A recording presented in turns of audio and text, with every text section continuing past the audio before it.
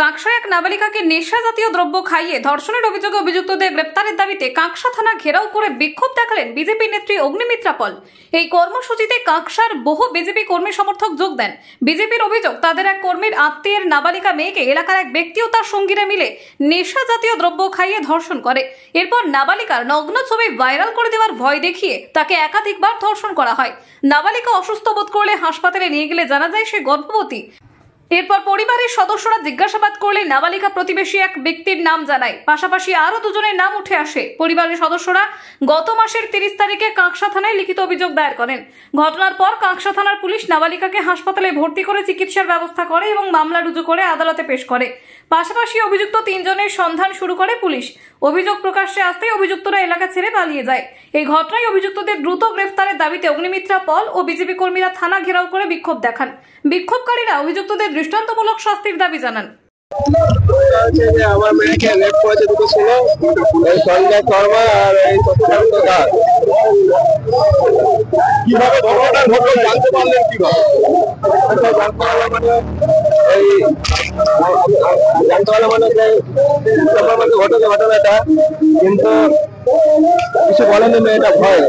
তো 28 তারিখে মানে আর কি সময় মানে পেট ব্যথা করছে বলছিল, পেট ব্যথা করছে যখন চেপে ধরে একটা পেট ব্যথা করছে তো হচ্ছে কেন, তখন ছোট ভাই পুরো ঘটনাটা জানে। কারণ আমি তো রাত্রেবেলা তো বিহারে টোটো চালাই আর রাত্রেবেলা স্যার ওই একটা নাইট চালের কাজ করি। সেই জন্য স্যার আমি সারাদিন ঘরেও থাকি না। যা কিছু হয় ছোট মাকে সব মানে সব কিছু ছোট মার সাথে শেয়ার করে, ওর সাথে কথাবার্তা বলে। ছোট ভাই সব কিছুই জানে, ওর সাথে সব কিছু কথাবার্তা বলে। স্যার আমার যেহেতু একটু সর্বনাশ হয়েছে, তো আমি চাই সেই দোষীরা যেন শাস্তি পায়। কতদিন আগে এফআইআর করেছিলেন?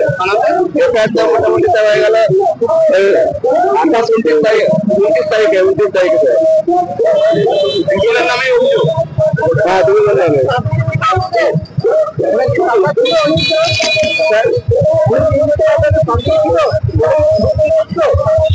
আমার মেয়ে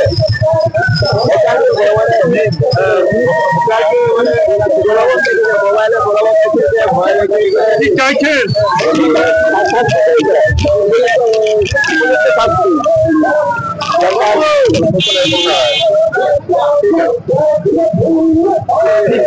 আরো অনেক কিছুর হিসেব বাংলার মানুষ নেবে এবং আপনাদের কাছে কথা দিয়ে যাচ্ছি 2024-এ মোদী সরকার আসবে এবং আপনাদের বলে যাচ্ছি যত কটা আমাদের সরকারি পরীক্ষা হবে সেখানে ওএমআর শিট পাবলিসাইজ করা হবে, পাবলিক প্ল্যাটফর্মে সেই ওএমআর শিট দেখা হবে, সবকিছু একদম মানে ট্রান্সপারেন্টলি করা হবে, স্বচ্ছতার সাথে করা হবে। সুতরাং বাংলার মানুষ এবার ডিসাইড করবে যে এই দুর্নীতিগ্রস্ত এই মমতা ব্যানার্জি যাকে আমরা অ্যারেস্ট করার দাবি তুলেছি সেই সরকারকে রাখবেন, নাকি স্বচ্ছতা হয়ে প্রতি বছর সরকারি চাকরি এমনি চাকরি হোক, বাংলার মানুষ মাথা উঁচু করে বাঁচুক, সেই সরকারকে নিয়ে আসবেন। বাংলার মানুষের হাতেই রয়েছে ডিসাইড করা।